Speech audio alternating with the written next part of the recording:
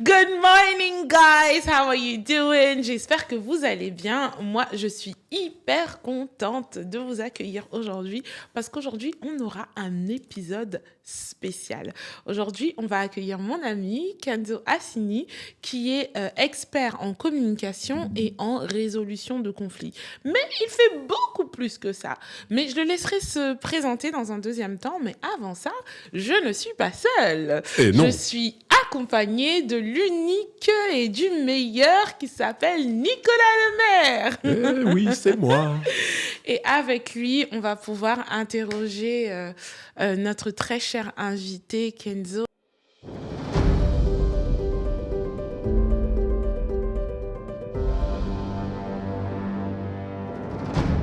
Est-ce que, s'il te plaît, pour ceux qui ne te connaissent pas, tu peux te présenter?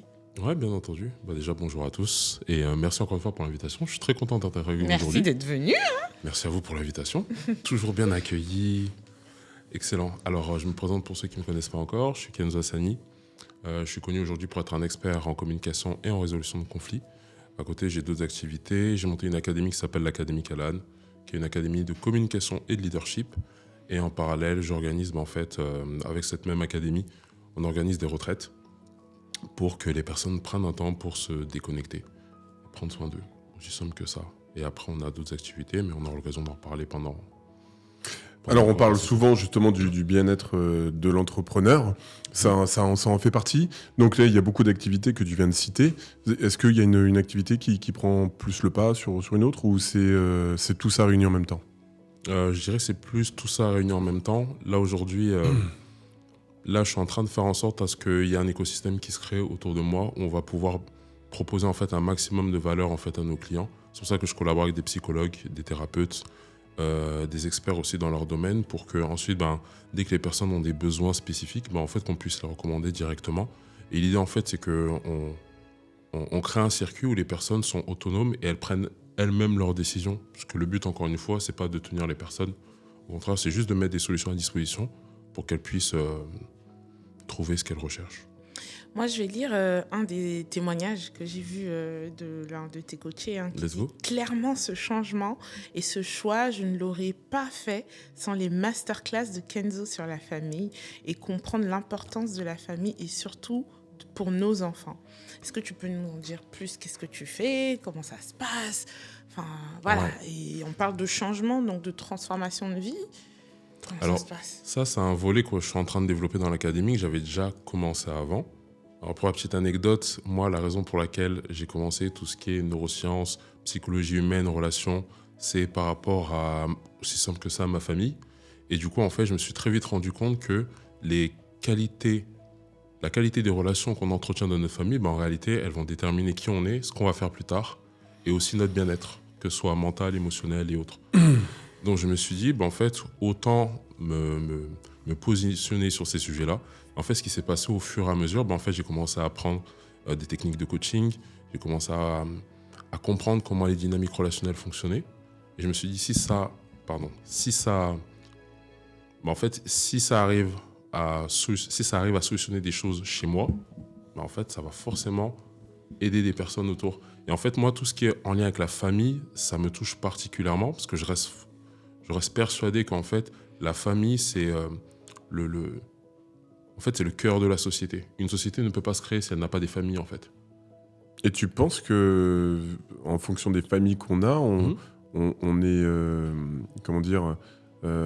câblé ou destiné à rester dans ce même mood familial? C'est quoi ton avis là-dessus? Alors, c'est intéressant ce que tu pointes là, en réalité. Alors, ta question, c'est est-ce que, si je synthétise, est-ce qu'en fait, c'est notre famille qui détermine qui on va être et ce qu'on va devenir? Oui, en partie. En réalité, oui, on est la reproduction de nos parents. Ça veut dire que dans nos gènes, on a le gène de notre père, de notre mère, mais on a aussi le gène de tous nos arrière-grands-parents, etc. Ouais. Ça veut dire que même physiquement, vous deux, vous ressemblez certainement soit à votre père, soit à votre mère, ou peut-être même les deux. Ou alors à un oncle, à une tante. C'est le cas ou pas? Oui, naturellement. Et on m'a parlé, tu me diras si c'est vraiment ça, du fait que nos parents ne nous transmettent pas juste notre ADN en termes de caractéristiques physiques, mais aussi des tendances, du caractère, de tous les détails qu'on est, c'est la somme de nos ancêtres. C'est-à-dire que si dans nos ancêtres, il y a eu des personnes qui ont subi certains traumatismes, nous, on va reproduire les effets de ces traumatismes-là sans s'en rendre compte. Peut-être à un niveau moindre, mais ils y sont. Est-ce que c'est vrai ? Est-ce que ça va aussi loin que ça ? Oui. Totalement, en fait, c'est alors pour ceux qui veulent se documenter sur ça, on appelle ça la psychogénéalogie et le transgénérationnel. Et en fait, moi, j'avais envie de travailler sur ça parce que je me rendais compte à un moment donné que dans mon fonctionnement, dans mon comportement, j'étais en train de dupliquer des schémas. Je ne savais pas d'où est-ce qu'ils venaient. Et en faisant un certain travail, je me suis rendu compte qu'en fait, c'était ce qu'on appelle des schémas hérités. Tu peux nous donner un exemple, peut-être ta vie ou une personne qui avait un certain comportement et après qui... Il y en a un qui me vient automatiquement, mais par rapport à ce que je fais. Moi, j'ai un de mes grands-parents. Le père de ma mère, en fait, c'est un ancien diplomate qui est maintenant à la retraite. Et il a été porte-parole pour des présidents, pour des gouvernements, etc. Et moi, il faut savoir que quand j'étais en train de faire un travail sur moi, où j'essayais de trouver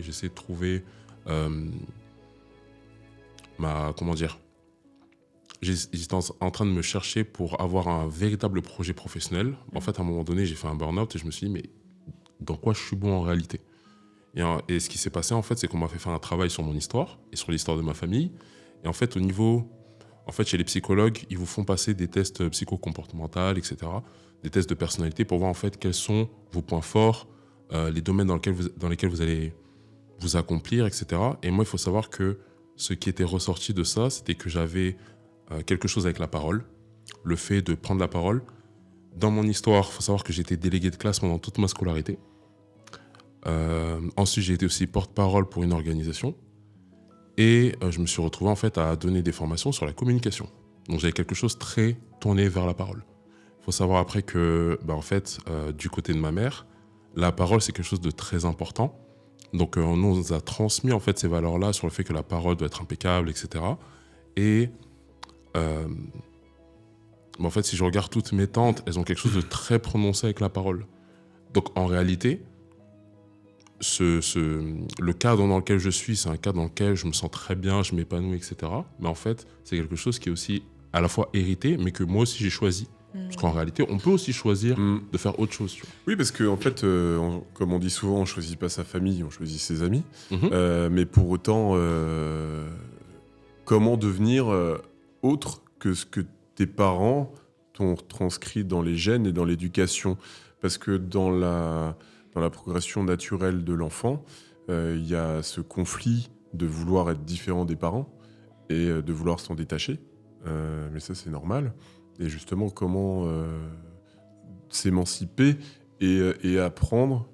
Tu vois, par exemple, tu parles de communication. Ouais. Moi, je sais que dans ma famille, c'est pas des communicants. Moi, je le suis un petit peu plus. Mais pour autant, c'est quelque chose sur lequel j'ai pas forcément envie, tu vois, d'être comme eux. Comment t'expliques ça et comment justement aller de l'avant par rapport à ça ? C'est une très bonne question là, que tu pointes. En réalité, ce qui va se passer, alors ça dépend comment est-ce qu'on voit les choses. Là, directement, tu peux te dire, ouais, mais moi j'ai envie d'être différent d'eux. Donc ça veut dire que je vais prendre une autre voie, un peu comme le vilain petit canard. Je sais pas si vous connaissez l'histoire. Oui.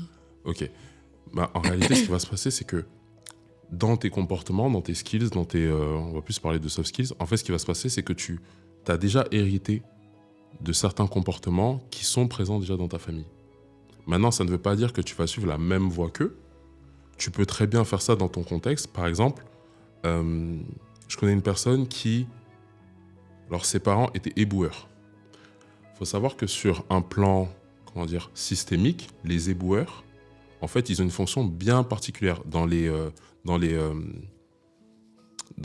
on appelle ça ? Dans certaines communautés anciennes, en fait, comment ça se passait ? On fonctionnait par famille, mais par groupe de familles. Ça veut dire qu'il y avait la famille des guérisseurs, la famille des commerçants, la famille qui faisait partie de l'organisation du village et autres. Et en fait, il y avait une fonction qui était attribuée à chaque famille. De castre, comme peut y avoir dans certains pays. Exactement. Et en fait, ce qui va se passer, c'est que généralement, quand on voit ça comme ça, on se dit, bon, ça veut dire que, par exemple, les guérisseurs, ça va être uniquement des médecins. Mais c'est pas comme ça, en fait, que c'est traduit. Un boulanger, un cuisinier, un éboueur, un médecin sont tous des guérisseurs. Donc, en réalité, c'est pas vraiment dans le métier même qu'on va retrouver cet ADN-là, c'est vraiment dans la fonction, en fait. Donc, tu veux dire que l'éboueur, dans sa génération future, peut devenir médecin ? Il peut très bien devenir médecin, et on en voit. Hein. On voit des personnes qui changent radicalement de métier du jour au lendemain parce qu'ils se sentent mieux dans d'autres métiers. Mais en fait, ce qui va se passer, c'est qu'il y a des comportements, des façons de penser qui sont hérités, qui vont te permettre d'être plus à l'aise. Par contre, ça ne veut pas dire que tu vas faire exactement la même chose. Oui, parce que là, tu parles de comportement, mais après, il y a des facilités, des capacités, et des dons, des talents. Oui. On sait aussi, il y a des études qui ont été faites, que forcément, c'est plus dur de se sortir dans un contexte social compliqué, plutôt que quand on est dans une famille, on va dire, à peu près... pas modeste, mais en tout cas d'un niveau social correct. Exactement. Parce que, juste pour ajouter, en fait, par exemple, moi, au début, je voulais faire l'informatique. J'ai fait de l'informatique, ça n'a pas fonctionné. Pourquoi tu voulais faire l'informatique ? L'opportunité financière, le marché qui fonctionnait bien. Et en fait, ce qui s'est passé à un moment donné, c'est qu'il y a eu le burn-out. Je ne me retrouvais pas, en fait, dans le circuit dans lequel j'étais. Et j'avais l'impression de ne pas œuvrer dans quelque chose qui me nourrissait et qui nourrissait l'autre. Donc en fait, qu'est-ce qui se passait à chaque fois que je rentrais dans une entreprise, soit ça ne fonctionnait pas, je partais, soit je me retrouvais en fait à être dans les relations humaines, ça veut dire faire du management. Et ça a été ça souvent. Donc j'aurais très bien pu... Parce qu'au début, il y a cette chose-là où on se dit « Ouais, mais en fait, j'ai pas envie de faire comme ma famille. » Mais ce que tu fuis te poursuit à un moment donné. C'est-à-dire qu'à vouloir éviter quelque chose, mais en fait, c'est cette chose-là même que tu vas attirer à toi à un moment donné. Et c'est physique, c'est à la fois physique, métaphysique. Et je pense qu'il y a des personnes aussi qui vont se retrouver dans ce schéma-là où, comme les personnes qui ne veulent pas dupliquer le même comportement que leurs parents. Il y a deux façons de faire. Soit on essaie de l'éviter. En fait, ce qui va se passer, c'est qu'on va créer le même comportement à la finalité. Soit on décide de l'accepter. Et on décide de prendre ce qui est bon et on laisse ce qui est moins bon. Je pense que vous connaissez cette histoire. Moi, je veux savoir ce que tu en penses et que tu nous donnes ton analyse. Il y a l'histoire de ce père ivrogne qui est mort d'ailleurs parce qu'il était ivrogne et qui a eu 2 fils. Il a eu un fils qui est devenu ivrogne comme son père et l'autre qui n'a jamais touché une goutte d'alcool. Et quand on demande à l'ivrogne « Pourquoi tu es devenu ivrogne ?» Parce que mon père était ivrogne. On a demandé à l'autre qui n'a jamais touché une goutte d'alcool « Pourquoi est-ce que tu ne bois pas ?» Parce que mon père était ivrogne. Comment tu l'expliques ? Même père, donc même vécu, comportement complètement opposé. Je pense que c'est ce qu'on appelle le libre arbitre. Oui, mais c'est vrai que là, tu prends cet exemple d'alcool. Tu en prends des exemples un peu plus trash. Tu vois, par exemple, de l'inceste ou ce genre de choses. On dit souvent que c'est parce que la personne a eu aussi ce genre de problématique étant enfant. Qu'est-ce que tu penses de ça ? Parce que ça, c'est pas simple non plus. Ça fait partie de toi, même si t'as pas forcément envie que ça fasse partie de toi. Mais c'est quand même là. En fait, la question, c'est ce que j'en pense par rapport à l'inceste, par exemple ? Non, pas forcément par rapport à ce sujet-là, mais plus par rapport au fait d'avoir l'ADN, tu sais, de tes parents, et justement de reproduire finalement ce que... Voilà. En fait, ce que je voulais dire par mon histoire, c'est... Tu parlais du fait que quand on veut fuir quelque chose qui est en nous, ça finit par nous rattraper. Ouais. Mais là, dans ce cas de figure, on a 2 enfants qui ont eu 2 destinées complètement opposées, malgré le fait qu'ils avaient la même source. Tu vois ? Mais du coup, il y avait quand même ce dont je parlais, en fait, le libre arbitre. À un moment donné, c'est comment est-ce que tu prends l'expérience. Et c'est OK, ça dépend en fait de chacun. Et heureusement, en fait, qu'on a le choix, en fait, à un moment donné, de choisir. Parce que, en fait, chez les 2 enfants, ce qui s'est passé, c'est qu'il y a une personne qui se sentait beaucoup plus à l'aise sur le fait de continuer à faire ce qu'elle a toujours connu. Et en fait, à un moment donné, le facteur du changement, c'est un vrai sujet. Parce qu'en réalité, quand on dit à une personne ce qu'elle veut, elle peut continuer ce qu'elle a toujours connu. Pour elle, elle ne prendra pas ça comme un comme une erreur, comme une faute ou une autre. Non, c'est juste qu'elle va se dire, c'est ce que j'ai toujours connu, donc en fait, je vais le répéter, aussi simple que ça. Et une autre personne qui va avoir un niveau de conscience différent, qui va se dire, en fait, j'ai pas envie de devenir ce type de personne-là. Et du coup, elle va traduire l'expérience comme étant, ok, un signal où elle se dit, ok, si je commence à rentrer dans l'alcool, voilà ce que je risque de faire. Et cette personne-là, elle aura une capacité à changer, à prendre des choix, à avoir des choix différents qui vont faire qu'elle aura une destinée différente. Ils ont les mêmes gènes, certes, mais il y a leur libre arbitre aussi qui est là, qui fait qu'à un moment donné, l'expérience, ils vont prendre l'expérience d'une certaine manière qui va faire que, en fait, ils vont la diriger vers ce qu'ils veulent. Donc, en gros, accepter, c'est réaliser que c'est en moi. C'est pas accepter, donc je vais devenir comme ça automatiquement, tu vois. Parce qu'il y a ce truc de, quand tu disais, s'il essaye de fuir, bah, ça va le rattraper. Mais au fait, c'est plus accepter le fait qu'il y a un problème et ensuite décider que malgré ce problème, je vais changer. Mais c'est le fait de nier ce problème-là qui ferait qu'on se retrouve dedans, c'est ça? Exactement. Parce qu'après, encore une fois, généralement, ça, c'est plus les psychologues qui en parlent, les psychologues et les thérapeutes, ils nous disent que, en fait, les choix et les décisions que les humains prennent vont toujours dans le sens de ce qu'ils veulent eux. En réalité, un humain, il ne prend jamais une décision qu'il ne veut pas assumer. C'est toujours une décision qui va l'apaiser à un moment donné. Par exemple, quelqu'un qui boit, c'est parce qu'en réalité, peut-être trop boire, c'est pas bien, c'est pas bon pour la santé, mais c'est quelque chose en fait qui va dans le sens de ce qu'il veut. Il va trouver un bénéfice derrière. Et en réalité, ce bénéfice-là, en fait, c'est une question de choix. Il n'y a pas de bon ou de mauvais. C'est là, à l'instant T. Oui, c'est son choix. Ouais, voilà. Peut-être que ça ne le sera pas plus tard et il changera d'avis. Exactement. Et toi, dans ton accompagnement, parce qu'on parle beaucoup, là, c'est plus du développement personnel. Comment tu accompagnes les gens parce que je pense que tu accompagnes des particuliers, des professionnels, les deux? Particuliers et professionnels, ouais. Ouais. Si on prend l'exemple des professionnels, des chefs d'entreprise, principalement, je ne sais pas si tu en as beaucoup. Plus des managers que des chefs d'entreprise. C'est comment tu les accompagnes? Qu'est-ce que tu peux faire avec eux? Qu'est-ce que tu fais avec eux? Pour les managers, ce qui se passe généralement, c'est qu'on va travailler sur la relation qu'ils ont avec leurs équipes. Parce que généralement, ce qui se passe, et aujourd'hui on le rencontre beaucoup, on a des managers aujourd'hui qui ont des personnes de différentes générations. Donc déjà, il faut s'acclimater aux différents types de générations qu'on rencontre. Il y a aussi les managers qui rencontrent un conflit dans leurs équipes. Et lorsqu'il y a un conflit dans la communication au sein des équipes, c'est la productivité déjà qui est mise en jeu, la santé mentale des équipes aussi, donc à un moment donné le turnover, et ce qu'on va appeler aussi la marque entreprise, parce que ça va jouer aussi sur... la marque employeur. La marque employeur, pardon, merci. Ça va jouer en fait sur la notoriété de l'entreprise. Et en fait, ces enjeux-là aujourd'hui, en fonction des structures, il y a des services qui sont déjà mis à disposition pour travailler ça, mais à un moment donné, en fait, les managers, comme les parents dans les familles, ont un rôle capital dans la productivité d'une entreprise, mais aussi en fait dans la santé mentale en fait de leurs employés. Même si on pense à un moment donné que ça n'est pas de leur responsabilité, etc., c'est OK, en fonction de la culture d'entreprise de certains groupes, c'est OK, mais que l'on veuille ou pas, en fait, dans la relation, dans tout ce qui est intelligence relationnelle, on est tous responsables, que ce soit salarié, que ce soit manager, chef d'entreprise ou autre. Et en fait, avec les managers, ce que je fais, en fait, on refait de la formation. L'idée, en fait, c'est de les accompagner sur le plan intelligence émotionnelle et aussi sur la communication, pour faire en sorte, en fait, à ce que leurs équipes soient déjà productives, se sentent bien. Parce que quand les personnes se sentent bien à un endroit, peu importe la tâche qu'on va leur donner, ils vont rester. Là, on voit énormément de personnes se diriger vers l'entrepreneuriat, non pas parce qu'ils ont un projet entrepreneurial fixe, mais parce qu'en fait, à un moment donné, ils ne se sentent pas bien dans l'espace qu'ils occupent.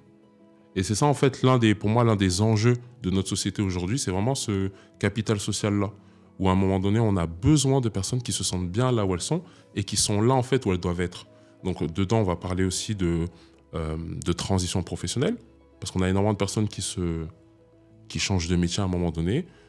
C'est aussi travailler sur les biais de la santé mentale. Pourquoi ? Parce que, et les psychologues le montrent déjà aujourd'hui, quand on parle de santé mentale, généralement, on va dire aux personnes, va voir un psychologue, va voir un thérapeute, va voir un professionnel de la santé. C'est OK.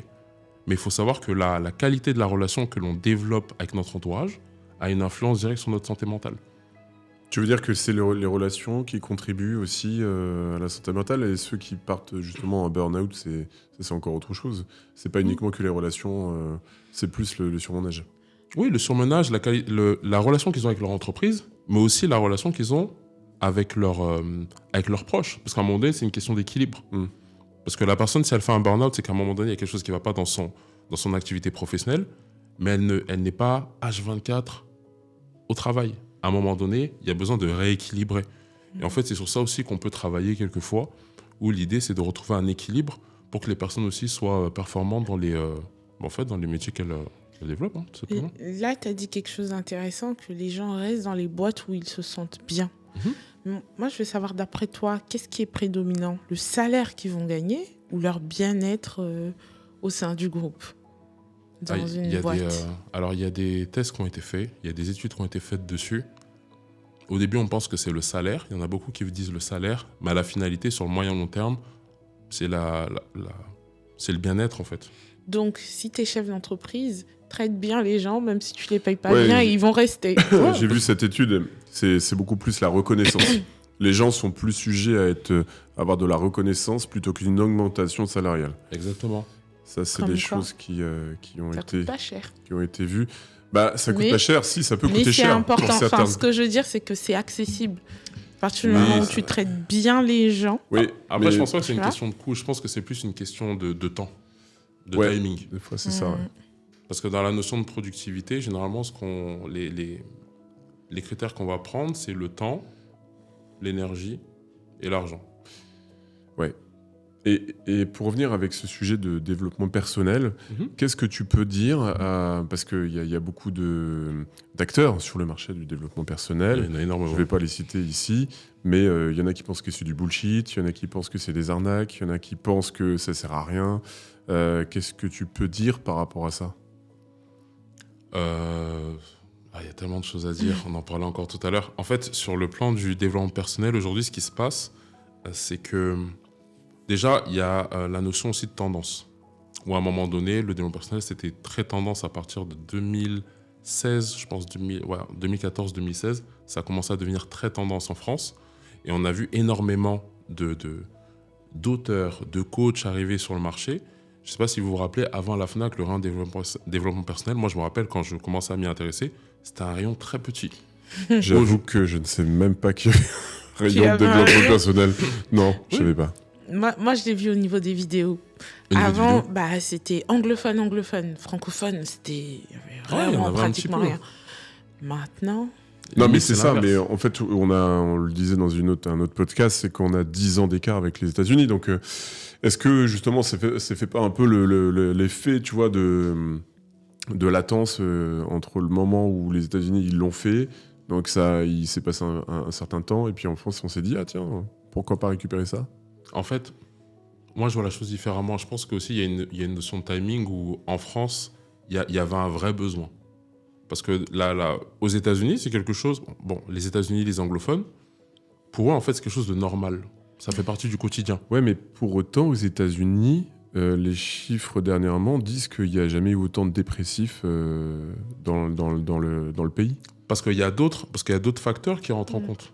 Mais pour la France... Et qu'ils sont plus sous antidépresseurs que justement à prendre des coachs de développement personnel. Mais après, il y a la culture qui rentre aussi en jeu. Ouais. Et il y a aussi le contexte sociopolitique et il y a le contexte aussi économique qui rentre en jeu. Par exemple, en France, ce qui s'est passé, moi, pour avoir vu ça de loin, c'est qu'à un moment donné, en fait, ce qui se passe, c'est que déjà, on a tout ce qui se passe sur le marché du travail. À un moment donné, on a des personnes qui ne se retrouvent pas dans le métier qu'elles sont en train d'exercer. Donc déjà, elles vont commencer à chercher d'autres solutions. Ensuite, ce qui se passe, c'est que sur le plan d'éducation, on a de plus en plus de décrochage scolaire. Donc, ça veut dire qu'on a des personnes qui, à un moment donné, ont besoin de gagner de l'argent, vont commencer à chercher des solutions X, Y. Maintenant, soit ces personnes ont les ressources nécessaires et on les finance pour aller voir des professionnels, soit elles vont chercher les solutions d'elles-mêmes. Elles vont sur Internet, elles vont regarder tout ce qui se passe sur le plan de la psychologie humaine, le développement personnel, etc. Moi, par exemple, j'ai connu le développement personnel. Alors, moi, déjà, on l'apprend chez moi, dans ma famille, très tôt, mais j'ai découvert ça ici à travers l'entrepreneuriat, autrement dit le MLM. Donc en fait, qu'est-ce qui se passe? Les personnes... Pour ceux qui ne savent pas ce que c'est, tu peux dire ce que c'est? Multi-level marketing, en d'autres termes, c'est du marketing relationnel. On a une licence dans une entreprise Et en fait, on devient apporteur d'affaires. Et à partir de là, en fait, on recommande le service, etc. On se fait rémunérer pour ça. Pyramidal, quoi. Alors non, Un peu. attention, pas système pyramidal, justement. Ouais. Système pyramidal, ça, c'est encore autre chose. Ok. Tu Mais il y a fais des la MLM différence. où c'est des systèmes pyramidaux. Ouais, puisque moi, j'avais vu une entreprise, justement, qui faisait les deux. Mais tu vois, par exemple, Tupperware, Ouais. Tupperware, c'est du marketing relationnel. C'est des mamans qui se recommandaient des boîtes en Tupperware et qui après se le... Qui n'existe plus aujourd'hui d'ailleurs, je crois. La Ils ont boîte arrêté Ça, je sais plus.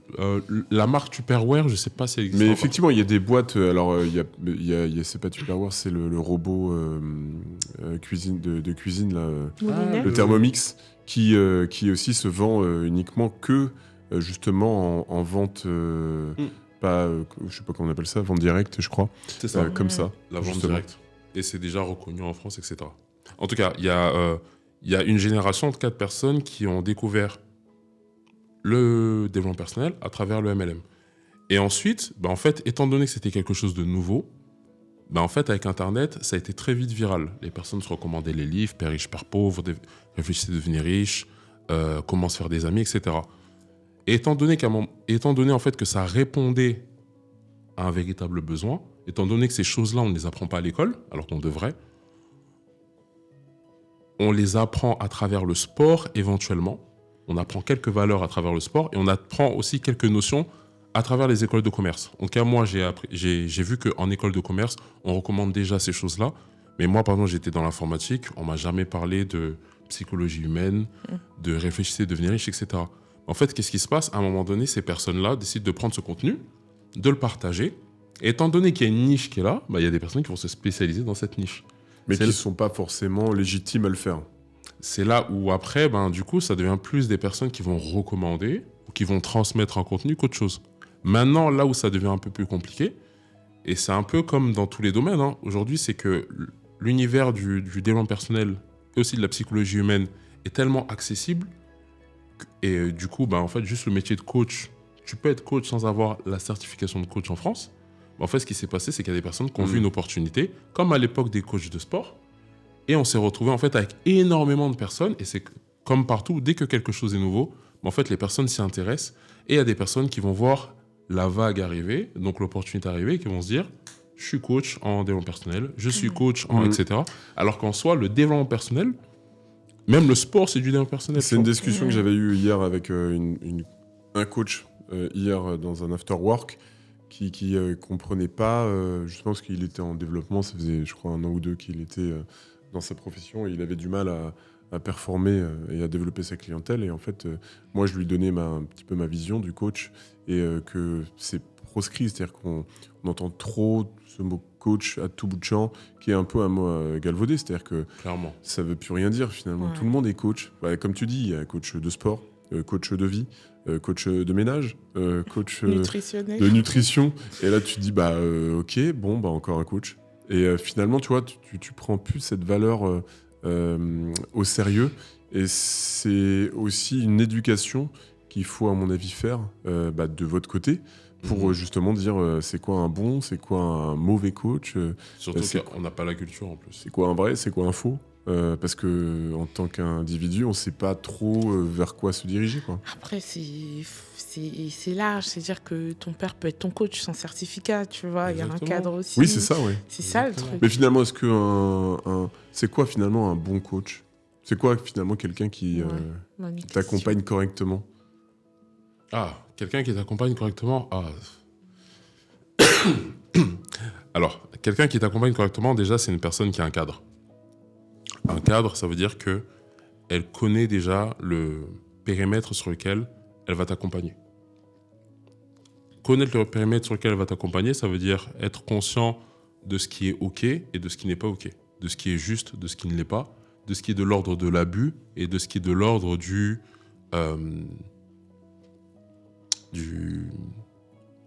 libre arbitre. Ensuite, c'est une personne aussi qui a un référentiel, parce que l'idée aussi, c'est d'avoir des références et savoir ce qu'elle apporte. Ensuite, c'est aussi une personne qui... Le référentiel, excuse-moi, c'est quoi? C'est plus de la preuve sociale? C'est plus, Référentiel, tu peux le voir comme tu veux. Ça peut être de la preuve sociale, ça peut être aussi une formation, quelque chose de solide derrière. Oui, même si donc ça fait pas quelque tout. chose qui valorise ses Son compétences. expertise. Exactement. Et il y a aussi le fait de ne pas chercher, et c'est ça le plus dur pour certains accompagnants, que ce soit des coachs, des thérapeutes, des psychologues ou autres, hein, tous ceux qui sont dans l'accompagnement, c'est le fait juste de montrer la voie et d'accompagner la personne. J'ai un de mes mentors qui dit que en fait, le rappel profite à ceux qui se rappellent, et nous, en tant qu'accompagnants, on est là pour rappeler aux personnes. C'est-à-dire qu'on n'est pas là pour les tirer, leur dire tu dois faire ça, tu dois faire ça, tu dois faire ça. Non. Et moi, c'est comme ça que je l'ai compris à travers ma formation, c'est que le vrai coaching, c'est emmener une personne d'un point A à un point B à partir du moment où il y a un cadre, il y a un accord qui est fait.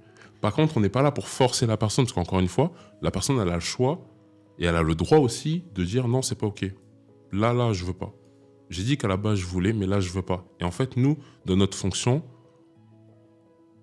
on n'a pas le droit, en fait, de forcer la personne à passer à l'action. La personne passe à l'action d'elle-même. Ça se trouve, c'est pas le moment pour elle parce qu'il y a des risques et c'est OK. Ça, c'est quelque chose qui est accepté, en fait. Moi, je dirais que un bon coach, c'est ça, c'est déjà une bonne base. Parce que généralement, ce qu'on voit dans les abus, ou chez certains coachs ou accompagnants qui abusent, c'est qu'à un moment donné, ils prennent l'objectif comme étant le leur. Et en fait, ils se disent, si le patient n'y arrive pas ou le client n'y arrive pas, ça veut dire que moi, je n'y arrive pas. Alors qu'en réalité, ce n'est pas ta décision à toi. Toi, tu es juste là pour mettre un cadre où la personne va pouvoir aller jusqu'à son objectif. Maintenant, elle a le libre arbitre d'y aller ou de ne pas y aller. Et ça, c'est le choix de la personne. Et pour moi, un bon coach, en réalité, c'est une personne qui est capable de redonner du pouvoir à son client. Et c'est là où on est bon, en fait. Et c'est pour ça qu'après, on a des témoignages comme celui d'une mère de famille là, qui m'avait écrit, que tu as très bien récité, en fait, c'était ça. L'idée, c'est vraiment de redonner du pouvoir à la personne. Et quand la personne, elle est autonome, on est OK. Mais c'est vrai que j'avais vu cette définition qu'un coach, c'est quelqu'un qui t'aide à savoir ce que tu veux. C'est-à-dire qu'il te pose juste des questions. Il ne te dit jamais quoi faire. Il n'est pas supposé te dire quoi faire, mais il est supposé te poser des questions pour que tu te rendes compte de vraiment ce qui se passe et de ce que tu veux, et que tu prennes des décisions en fonction. On parle beaucoup, enfin moi qui te suis et tout, j'ai beaucoup vu cet aspect de transformation que tu aides. Je sais que tu fais même des sorties en week-end, etc. Est-ce que, s'il te plaît, tu peux nous dire comment tu aides quelqu'un à transformer sa vie ? Ça marche comment ? Alors, transformer sa vie, c'est un grand mot. Hein. Oui, il y en a qui disent ça, c'est vrai. Avoir la transformation dans un domaine, ou se débloquer, etc. Enfin, il y a quelque chose que... Ouais, en fait, pour moi, alors moi, ma méthode, mais qui est vraiment naturelle, en fait, l'idée, c'est vraiment de créer un cadre où la personne peut être elle-même, elle peut exprimer sa vulnérabilité et elle peut trouver ses propres solutions sans qu'on soit là en train de bavarder dans son oreille. Tu devrais faire ci, tu devrais faire ça, arrête ci, arrête ça, pourquoi tu fais ça ? Parce que généralement, aujourd'hui, même en tant que parent, je pense que tu as des enfants, Ouais. tu vois, en tant que parent, avoir un temps pour soi, c'est très précieux aujourd'hui. Avoir du temps pour soi. Moi, je sais que j'ai des parents qui viennent me voir parce qu'à un moment donné, elles se disent « Ouais, là, j'ai besoin de prendre un temps juste pour moi, où il n'y a pas les enfants à gauche, où il n'y a pas mon partenaire à droite et où il n'y a pas mon boss ou mes responsabilités derrière qui m'appellent. » Et juste le fait de prendre ce temps-là pour soi, c'est un cadeau pour beaucoup. Donc moi, en fait, ce que je fais généralement, c'est que déjà, je crée un cadre où les personnes sont dans des valeurs de respect, de non-jugement, de confidentialité, de bienveillance, et on est là aussi pour les écouter. Parce que l'écoute aujourd'hui, c'est quelque chose dont on a réellement besoin, surtout quand on se pose pas mal de questions ou lorsqu'on a des problèmes. Une fois que ça c'est fait, là après je leur apporte mon expertise, je mets mon expertise à leur service, et c'est en fonction de leurs demandes, tout simplement. C'est quel profil alors qui tu s'approchent et qui viennent vers toi ? Généralement, alors j'ai 3 types de profils généralement. J'ai les personnes qui sont en couple et qui se rendent compte qu'à un moment donné, dans le couple, ça ne va pas. Et généralement, le partenaire est réfractaire et ils se disent « Bon, j'ai envie que dans mon couple, ça se passe bien. Au lieu de vouloir aller chercher à changer la personne, je vais faire le travail déjà moi-même pour voir déjà ce qui ne va pas, pour que je puisse offrir le meilleur de moi-même dans la relation. » Ça, c'est le premier type de personne.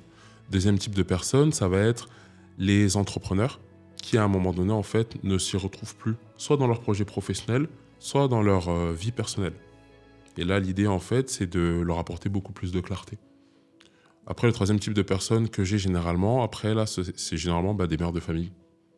Des mères de famille qui, à un moment donné, avec toutes les responsabilités qu'elles ont besoin de remettre, de remettre ça tranquillement et se dire, oui, au niveau de la famille, il y a des choses qui se trament, j'ai envie de le régler. Je me rends compte que je suis en train de développer les mêmes comportements que ma mère que je ne veux pas, j'ai envie de régler ça. Ou alors, c'est des problématiques que ces personnes-là traînent depuis pas mal d'années et elles se disent, bon, là, maintenant, il y en a assez, j'ai envie de travailler ça directement. Et après, comment ça va se passer? C'est soit en séance individuelle, même si j'en fais très peu, ou là, en fait, là, c'est limite de la chirurgie, parce qu'en fait, on travaille l'histoire de la personne. Soit après, en fait, c'est à travers des ateliers de groupe. Et ce qui est intéressant dans les ateliers de groupe, c'est qu'on aide les personnes à créer du lien. Et en fait, après, c'est dans ma nature de donner, où je forme directement les personnes pour qu'elles puissent comprendre et intégrer les choses. Et moi, mon intention, c'est qu'elles soient en capacité de délivrer ça aussi à leurs enfants, qu'elles en ont, ou si elles souhaitent en avoir plus tard. Parce qu'en réalité, les coachs de demain, c'est les parents. C'est clair que c'est ça. Ouais, ça commence clairement à la maison. Et en fait, comme on dit, la famille, c'est l'école des relations.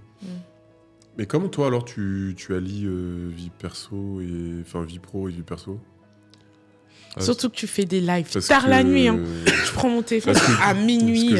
Kenzo a lancé un live. I'm like, what? Tu préconises justement de bonnes pratiques et des choses de coaching. Comment toi, tu prends ça en compte dans ta vie perso? Alors là, en ce moment, dans ma vie perso, c'est vrai que là, je suis en train de rebasculer où là, j'ai vu, en faisant mon bilan de l'année dernière, je me suis rendu compte que je passais pas assez de temps avec mes proches. Donc là, je suis en train de rééquilibrer. Mais c'est vrai que, en fait, j'aime tellement ce que je fais que je vois même pas ça comme un travail, en fait. Non, mais on l'est tous à peu près. Enfin, en tout cas, si on aime évidemment son activité, on est tous pareils. Mais pourtant, comment tu arrives, toi, à faire cet équilibre Après, par contre, il y a une chose, c'est beaucoup d'organisation. Ça veut dire qu'au niveau de l'organisation, je fais en sorte de tout noter. C'est-à-dire que, et je crois que c'est l'une des premières formations que j'ai faites, il me semble, à un moment donné, c'est vraiment une question d'organisation où je fais en sorte d'allier plaisir et d'intégrer un maximum mes proches dans ce que je fais. Au début, c'était un peu compliqué, parce qu'au début, ils ne comprenaient pas trop. Ils disaient, bon, on ne comprend pas trop ce qu'il fait Kenzo. À un moment donné, on le voit dans une formation. À un moment donné, on le voit en nature. Après, on le voit donner une conférence. Et là, en fait, je leur réexplique davantage. Et là, j'essaie vraiment d'allier les deux, mais c'est beaucoup d'organisation. Vraiment, c'est vraiment beaucoup d'organisation. S'il y avait une clé, je pense que ce serait vraiment ça. Parce qu'à un moment donné, bon là, j'ai pas d'enfant encore, mais je sais qu'à un moment donné, ce sera question d'avoir des enfants. Et en fait, même mes objectifs familiaux, je les intègre dans mes objectifs professionnels, parce que je me dis, même ce que je suis en train de faire là, en réalité, c'est pour préparer ce qui va se passer plus tard quand j'aurai ma famille, etc. En fait. Et je me dis, c'est la meilleure façon de maintenir un bon équilibre, parce que moi, en tout cas, une de mes intentions, c'est d'avoir assez de temps avoir vraiment du temps de qualité à offrir à mes enfants. Parce qu'aujourd'hui, je vois les parents qui viennent me voir, c'est plus qu'un luxe, en fait. C'est plus qu'un luxe. Ne serait-ce qu'avoir un espace où on peut se rencontrer en famille, etc.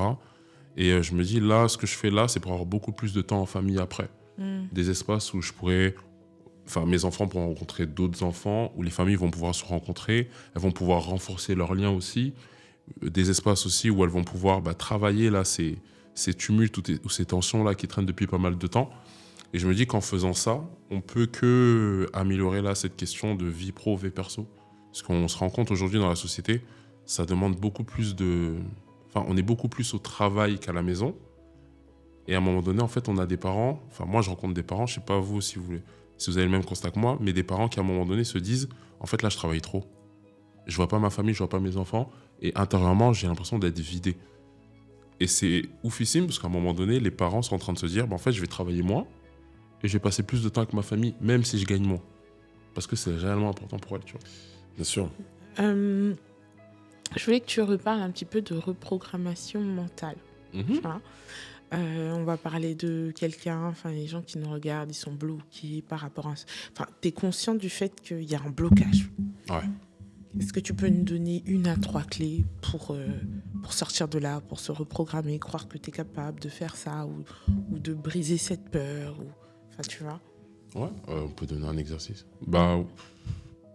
Donc là, ce que vous voulez, c'est un exercice pour apprendre à se reprogrammer. Ouais, ce serait top. Ouais. Ok, on peut faire ça. Alors, déjà, dans un premier temps, regardez ce qu'on veut et ce qu'on ne veut plus. On peut prendre un exemple. Je mange beaucoup de gâteaux. Par exemple, j'ai envie de perdre du poids, etc. Déjà, regardez ce que je veux, perdre du poids, et regardez ce que je ne veux plus. Chose que beaucoup de personnes oublient. Ce qu'on veut, c'est très bien, mais c'est surtout regarder en fait ce qu'on ne veut plus et ce qu'on fait qui nous emmène à ça, qu'il faut regarder. Donc déjà, dans un premier temps, observez ça. Ensuite... Attends, là, c'est pas très clair. Avec ce que tu dis, je veux plus manger de gâteau. Donc, l'autre partie, ce serait quoi dans ce cas-là ? pardon. Donc c'est une visualisation plutôt.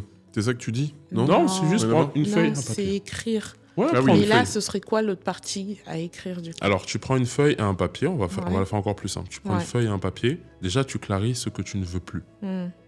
Mais vraiment le désir qu'il y a derrière. Parce que généralement, on va dire, je vais arrêter de manger des gâteaux. Mais c'est pas ça le désir qui est là. En réalité, c'est arrêter de prendre du poids. Oui, donc c'est pas forcément manger des gâteaux le problème. Exactement. Et déjà, dans un premier temps, c'est important de clarifier ce qu'on veut et ce qu'on ne veut plus. Parce qu'il y a la première phrase qui va venir, c'est OK, c'est le mental qui va parler. Mais après, il y a le désir qu'il y a derrière et c'est ça qui est important à trouver. C'est pour ça que beaucoup de personnes, en fait, à un moment donné, décident de mettre en place des nouvelles routines. Mais les nouvelles routines, elles vont durer 2 semaines et après, elles vont retomber dans les pseudo-travers. Par exemple, quand on commence le sport, les personnes qui s'inscrivent à la salle de sport, je ne sais pas si vous avez vu les stats. Si, mais c'est en janvier, le modèle économique justement des salles de sport, ils le savent très bien et ils peuvent en fait avoir plus de personnes que de remplissage de la salle. Et ça fonctionne comme ça. Donc en Au bout gros, de 3 mois. Ouais, les gens ils se concentrent sur je veux aller à la salle, mais c'est pas la salle qu'ils veulent, c'est le corps. Oui, c'est ça, c'est pas la salle. Et des fois, c'est même pas le corps, des fois, c'est encore autre chose. Des fois, c'est plaire à leur mari, des fois, c'est voir les tablettes d'abdominaux, des fois, c'est avoir un physique prêt pour l'accouchement. Ça dépend. Et en fait, chacune a sa propre réponse. Une fois que ça, c'est clair, regardez ce que je ne veux plus. Et ensuite, regardez tout ce qui me mène à ça, en termes de pensée, d'émotion et de comportement. En gros, on fait un espèce d'audit. Pourquoi est-ce qu'on fait les pensées, les émotions et les comportements ? Parce qu'en réalité, c'est ces 3 conditions qui font qu'on a ce résultat-là. Et à un moment donné, ce qui va se passer, c'est qu'on va retravailler les pensées, les émotions et les comportements. C'est comme ce que disait Einstein, la folie, c'est de faire toujours les mêmes choses et attendre un résultat différent. En fait, là, l'idée, c'est de changer ce qu'on fait pour avoir un résultat différent. Tu peux entrer dans les détails. Là, on reste dans le truc de je perds du poids, tu vois. Donc, comment est-ce que tu peux changer tes émotions par rapport à ça ? Alors, un exemple, un dessert que vous adorez. Un dessert que vous pouvez manger tout le temps. J'aime bien les cookies américains, petits moelleux que tu manges à la cuillère. Voilà. Ouais, les brownies, c'est très bien aussi. Ouais, brownies aussi. Ouais. Les brownies ? Ok, on va prendre les brownies. Alors après, pour l'alimentation, on va prendre ça marche aussi. Les brownies. Est-ce que tu te rappelles la première fois que tu as mangé un brownie ? J'étais jeune. Ce qui te revient, le souvenir le plus ancien. Ouais, c'était sûrement à l'heure du goûter. Ok, à l'heure du Après goûter. l'école, Tu te sentais comment quand tu mangeais un brownie ? Je me sentais... C'était un sentiment de récompense, tu vois. Ok, un sentiment de récompense. Donc déjà, intérieurement, il y a brownie, récompense, mais au niveau de l'émotion. C'est bon, plaisir. Okay, c'est bon, du plaisir. Ouais. Ok. Est-ce qu'il y a une notion aussi de je me sens bien, je suis à l'aise, tout va bien, paradis, sunshine, etc. Il y a sûrement quelque chose comme ça. Oui, bien sûr. D'accord ? Donc le comportement, c'est que tu mangeais des brownies. Ok. Maintenant, ces brownies, on prend le cas d'une personne qui abuse des brownies. Le fait qu'elle mange des brownies, ça l'emmène à prendre davantage de poids. Ok ? Maintenant, la personne veut perdre du poids. Donc il va falloir qu'elle change un de ces 3 paramètres. L'idée, soit tu retravailles ton rapport au brownie, soit tu remplaces le brownie par autre chose. Et l'idée, c'est de se rappeler que, ok, le brownie, quand tu manges un brownie, tu es en train de prendre du poids. Donc on retravaille la croyance derrière le brownie. Le brownie, c'est pas juste quelque chose qui va te récompenser, qui va te permettre de te sentir mieux. C'est surtout te rappeler que le brownie, c'est ce qui te fait prendre du poids. Et l'idée, c'est qu'on fasse une dissociation entre le brownie et, par exemple, un bourrelet. Mais ça va être de la préparation mentale, où on va conditionner en fait la personne. Au lieu d'associer le brownie avec le plaisir, on va associer le brownie avec le bourrelet ou avec les kilos en trop. D'accord ? Et là, on va rentrer dans une forme de conditionnement de préparation mentale. Et on va créer ce qu'on appelle des ancrages. Pour que la prochaine fois que la personne voit un brownie, elle ne va pas voir le plaisir qu'il y a derrière et le souvenir du plaisir.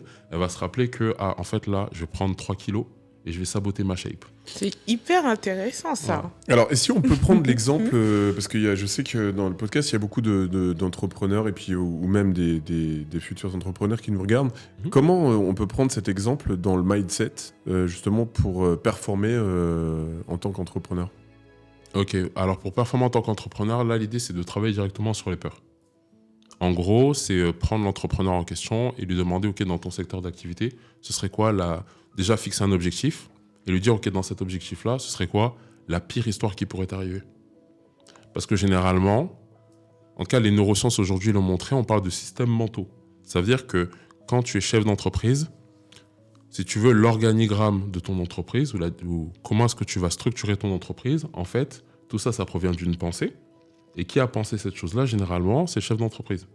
Ça veut dire qu'en réalité, le fonctionnement de ton organisation et comment est-ce que tu l'as construite, en réalité, c'est une représentation de ce qui se passe à l'intérieur de toi sur un plan neuronal. D'accord ? Donc ça veut dire que plus ta vision est grande, plus ton entreprise sera grande. Plus ton entreprise est petite, plus ta vision est petite. Donc c'est une visualisation des objectifs. Une visualisation des objectifs et aussi de la structure de ton entreprise. Ça veut dire quoi ? Ça veut dire qu'en réalité, pour faciliter ton entreprise, en fait, il faut qu'on soit en capacité de faciliter tes schémas de pensée.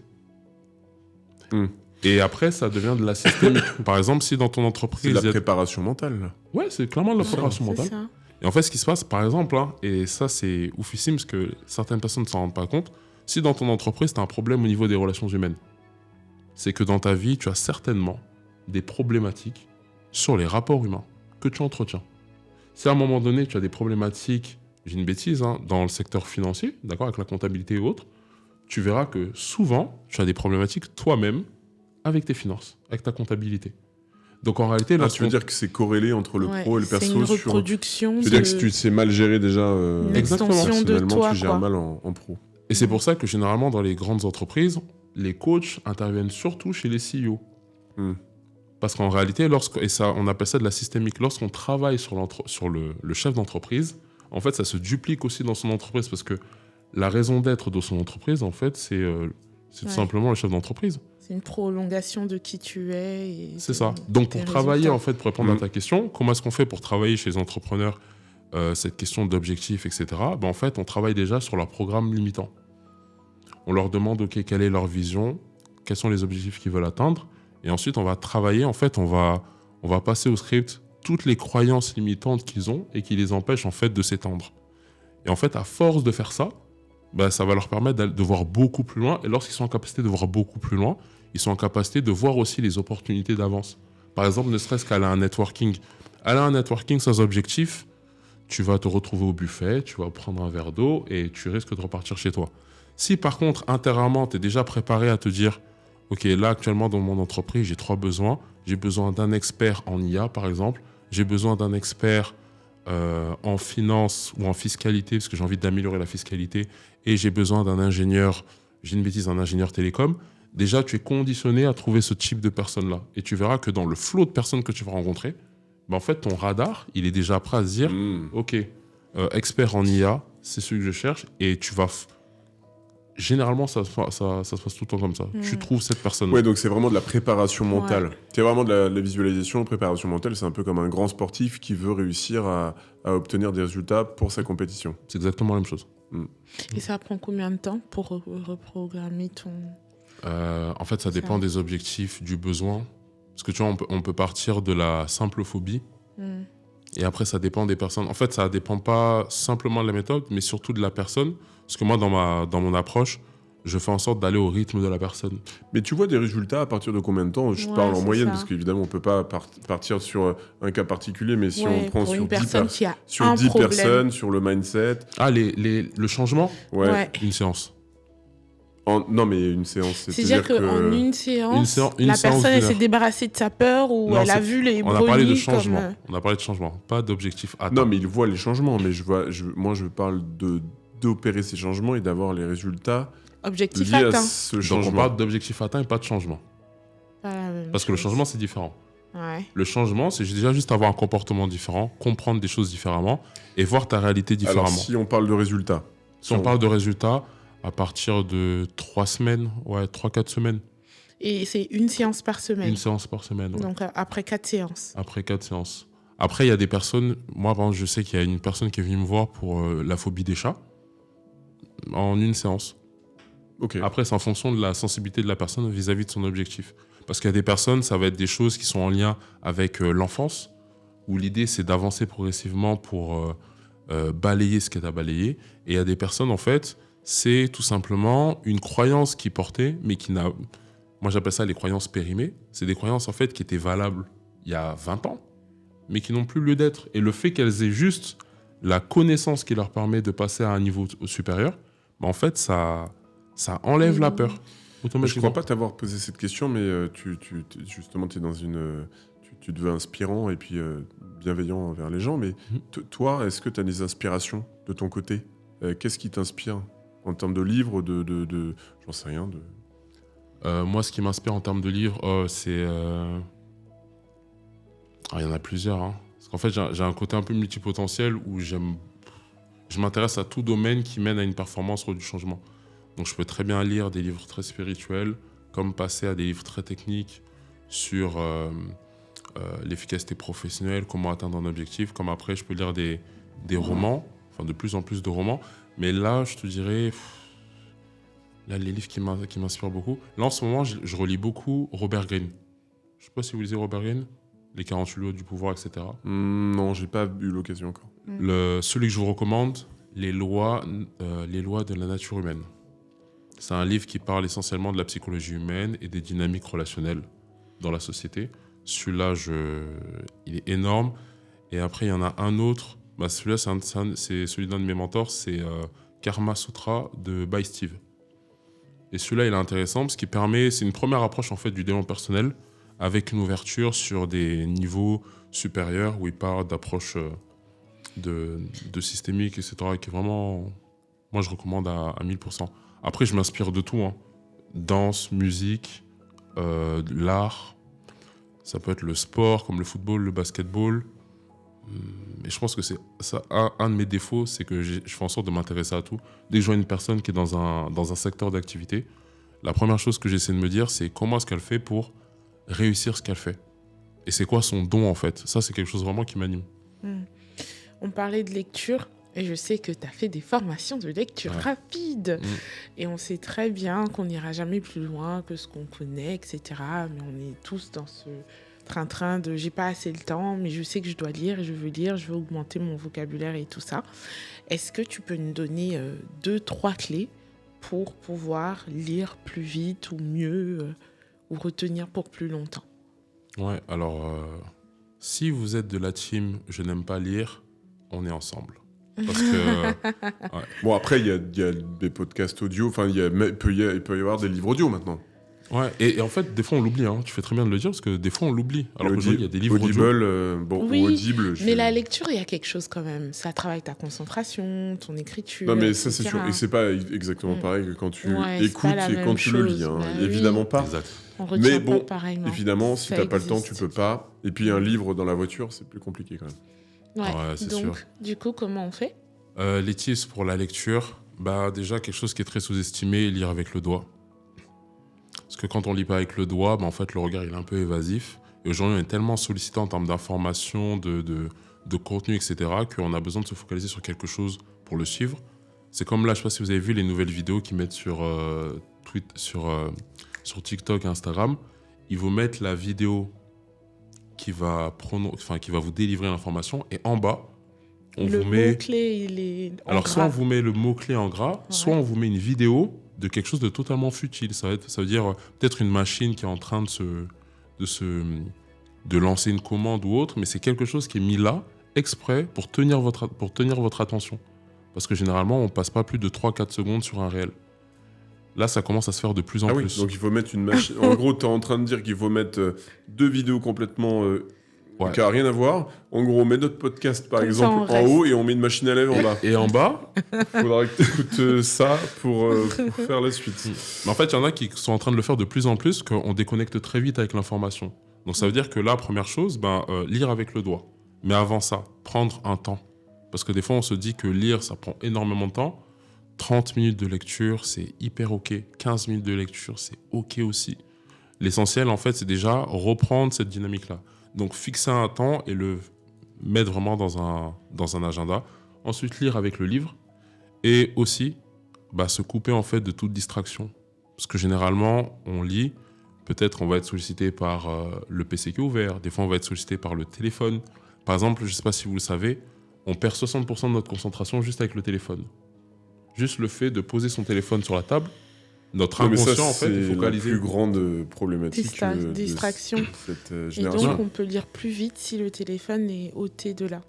Aujourd'hui, en fait, pour les personnes qui cherchent à lire plus vite, l'idée, c'est pas de connaître les nouvelles techniques pour que l'œil il lit plus rapidement ou autre. Non, c'est mettre les dispositions en place pour qu'on soit en capacité de lire tranquillement. Enlever ça, en les fait. distractions, quoi. Et en fait, la lecture rapide, c'est de la lecture efficace, rien de plus. Ouais, qu'est-ce qu'on peut te souhaiter alors pour la suite ? C'est quoi tes objectifs futurs ?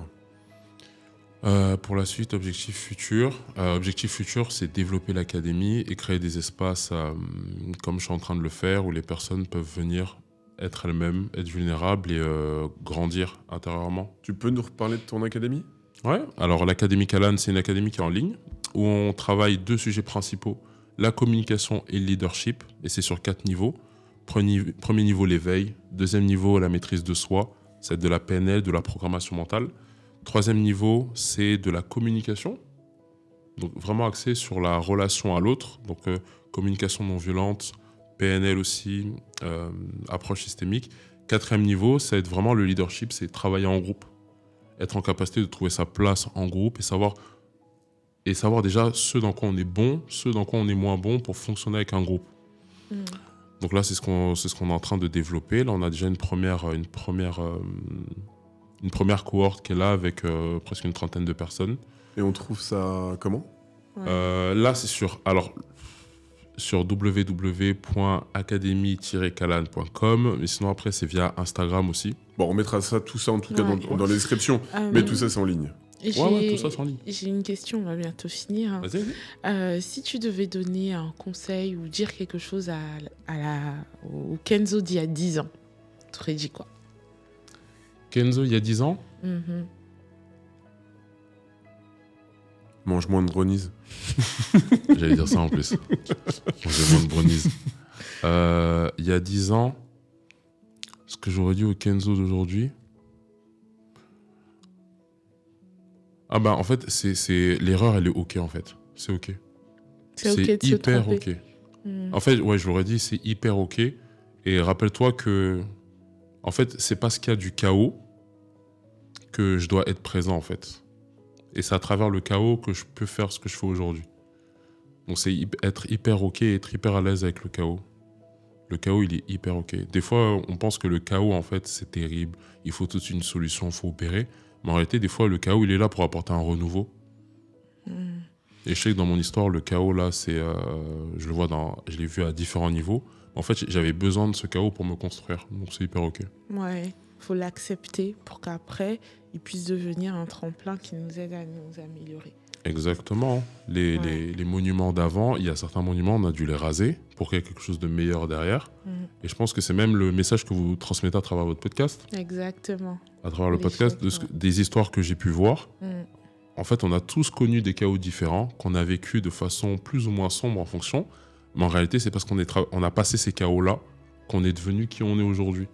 Et lorsqu'on est en capacité de transmuter en fait ce chaos en quelque chose d'ordonné, et le fait de mettre du cœur dans ce qu'on fait, je pense que c'est là où après on est vraiment en train de se révéler, on apporte une réponse au monde et une réponse à notre entourage.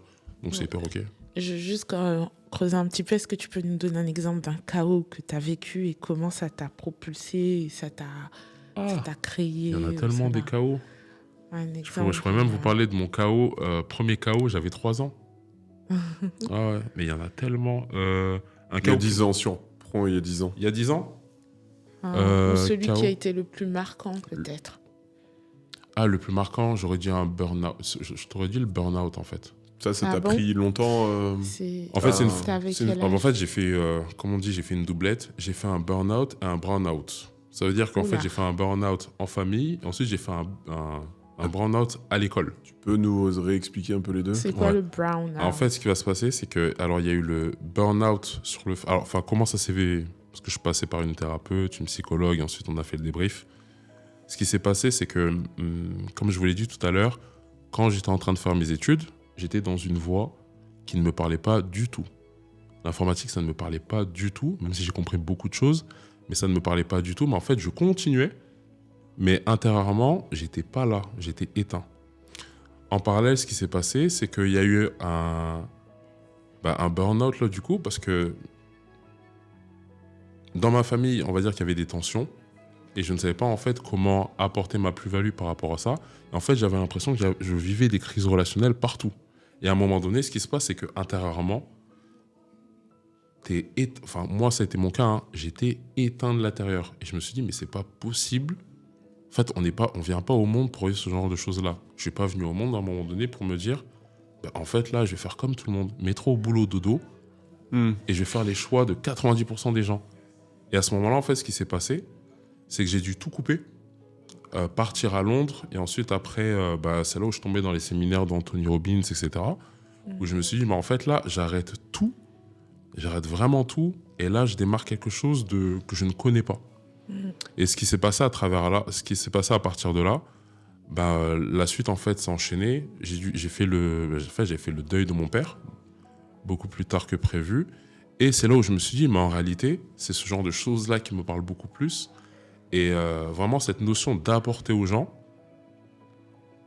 en fait, c'est quelque chose vraiment qui m'anime. Le fait de voir une personne qui est face à un mur et qui se dit, en fait, il y a zéro solution, juste le fait de lui apporter une réponse et lui donner les ressources pour qu'elle fasse elle-même ce qu'elle a à faire et de la rendre autonome, et après atteindre des résultats oufissimes, comme je l'ai vu chez certains de mes clients, là, je me dis, ouais, là, on est en train d'œuvrer en fait pour quelque chose de bien et de bon, tu vois.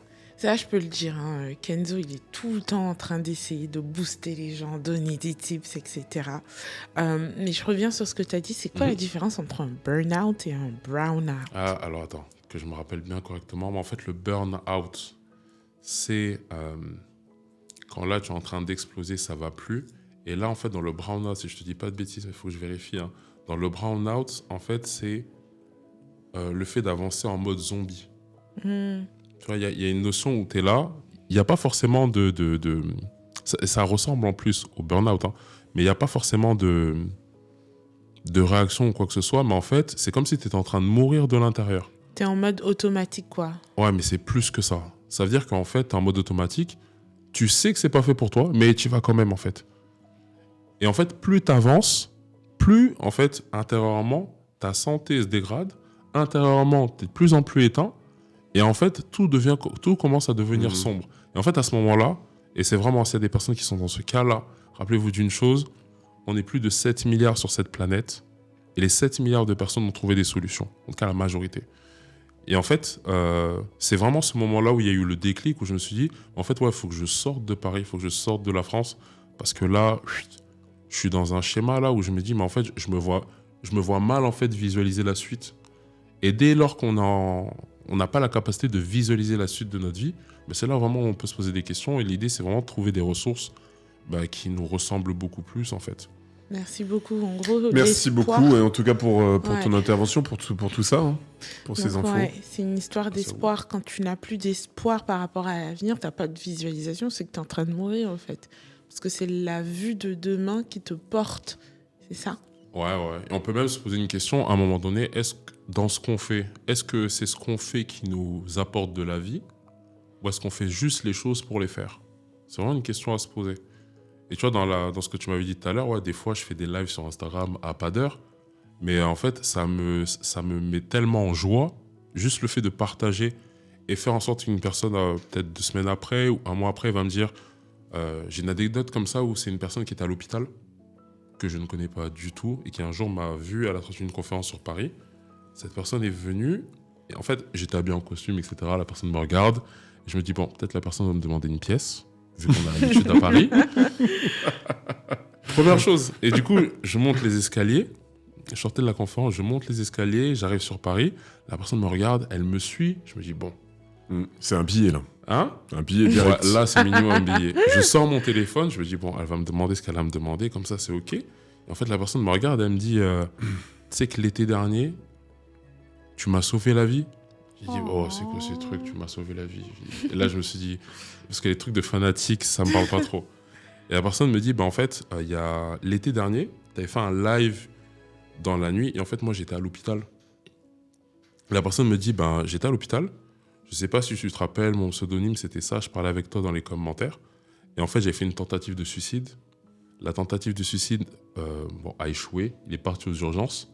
Et il était vraiment dans une dynamique de se ressuicider une nouvelle fois. Relancer, ouais. Et il me disait que, en fait, en passant par un de tes lives, j'ai compris qu'en fait, j'avais beaucoup plus à donner dans ce monde que juste le fait d'arrêter. Et en fait, ce qui s'est passé, c'est que, transition professionnelle, il est sorti de l'hôpital. Et il a radicalement changé sa vie professionnelle. Il est devenu artiste peintre. Comme quoi. Waouh. Et à travers un live, je me dis, c'est fort, c'est hyper. Il a sauvé une vie. C'est excellent. Il s'est sauvé lui-même. Hein. À travers mon live, sûrement, mais il s'est sauvé lui-même. Hein. C'est toujours les personnes qui font le taf. Merci beaucoup, merci Kenzo. encore. Merci pour toute cette valeur. C'était vraiment génial. Pour vous qui nous suivez, n'hésitez pas à nous dire ce que vous pensez de ce live. Si vous avez des questions aussi en commentaire. Si Kenzo a été utilisé pour aussi transformer vos vies, faites-le nous savoir en commentaire. N'oubliez pas de liker, de vous abonner, de commenter. Et surtout, on se voit dans un prochain épisode. Bye guys!